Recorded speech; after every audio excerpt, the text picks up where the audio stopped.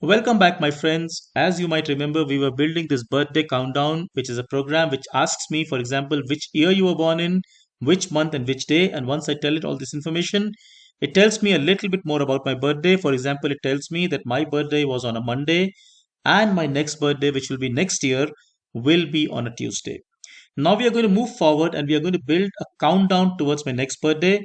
For example, we are going to build something like this, which says your next birthday, 61 days, 16 hours, 33 minutes. And notice this is changing every second. I'm updating this. So 36 seconds, 35 seconds, and so on and so forth.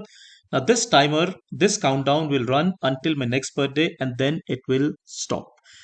As you can imagine, to figure out how far my birthday is, I must somehow have a way of figuring out the difference between two date time objects, which is like, if I'm today, how many days or how many seconds, how many minutes are there between today and say my next birthday. So we do that using what is called the time delta object. So we learn about that.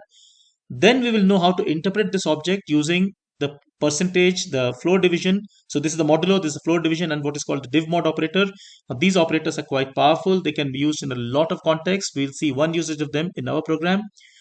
We will then go on to use the backslash r in print statements, which will cause that the timeout the countdown to be printed on the same line. And most importantly, perhaps we will use this thing called the while loop in Python, which is a powerful loop, which is an integral part of Python.